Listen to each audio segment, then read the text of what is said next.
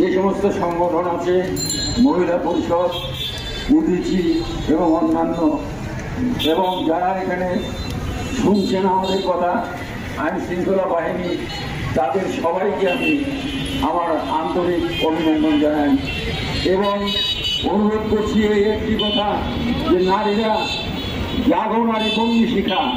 নারী করে গেলে দেখা যায় কিছু লোকজন গ্রেপ্তার করে, গ্রেপ্তার করা হয়ে গেলে কয়েকদিন পরে আইনের এমন ফাঁক ফুকর আছে, সেই ফাঁক দিয়ে তারা বাড়ায় যায় কিছুদিন। আর আমাদের ওই কথা আর মনে থাকে না। আমরা বললাম গভর্নমেন্ট প্রতিবাদ করবে, গভর্নমেন্ট এইরকম প্রতিবাদী করে। বন্ধুরা আমার, এই অন্যায় অত্যাচার, জুলুম, নির্যাতন, এদের বিরুদ্ধে প্রতিবাদ করতে হলে এই প্রতিবাদ আর চলবে না।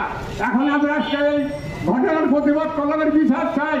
বিচার করতে হবে 90 দিনের মধ্যে 100। নারী মানুষ হিসাবে স্বীকৃতি পায় না, অর্ধেক মানুষ হিসাবে স্বীকৃতি পায় শুধু তার শারীরিক কাঠামোর জন্য।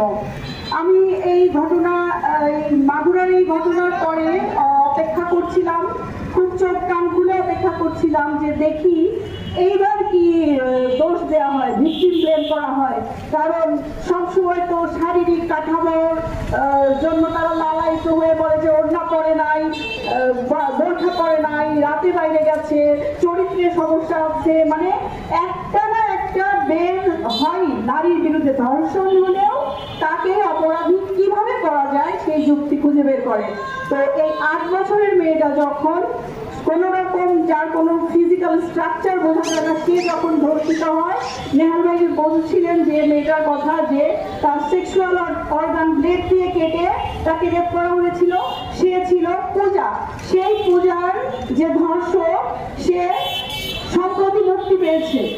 তো এই রাষ্ট্র আসলে 20 বছর আগেও নারীর নিরাপত্তা দিতে পারেনি, এখনো নিরাপত্তা দিতে। হঠাৎ করে নারী নির্যাতন এমনিতে বেড়ে যায়নি, এর জন্য একটা ক্ষেত্র তৈরি করা হয়েছে দীর্ঘ বছর করে। আমি কোনো দল, কোনো ব্যক্তি, কোনো গোষ্ঠীর বিরুদ্ধে বলছি না, আমি বলছি সংবিধানের বিরুদ্ধে, রাষ্ট্রের বিরুদ্ধে, রাষ্ট্র কাঠামোর বিরুদ্ধে।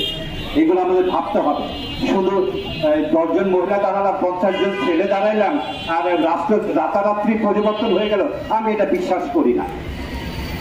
53 বছর পরেও যদি অন্ধকার দূর না হয়, নেলসন ম্যান্ডেলার পতাকা আমাদের স্মরণ করতে হবে না। আমি কোনো মত যাচ্ছি, ধর্ষণ, নারী নির্যাতন, নিপীড়ন, পাচার, এই কাজের সঙ্গে যারা যুক্ত রয়েছে তাদের যদি দৃষ্টান্তমূলক শাস্তি হতো, তাহলে অপরাধীরা অপরাধ করতে ভয় পেত। এখানে অপরাধী করে, কিছু মানুষ রাস্তায় দাঁড়ায়, কয়েকদিন আন্দোলন হয়, তারপর আর একটা অপরাধ হয়, সেটা নিয়ে আন্দোলন হয়। তো আমাদের দাবি মানুষকে মানুষ হিসেবে ভাবতে হবে, নারীকে পণ্য নয়, মানুষ ভাবতে হবে। এবং এই নারী নির্যাতন, নিপীড়ন, ধর্ষণ, পাচার সম্পর্কে আর একটা বিষয় যুক্ত হয়েছে, অনলাইনে হেনস্থা করা।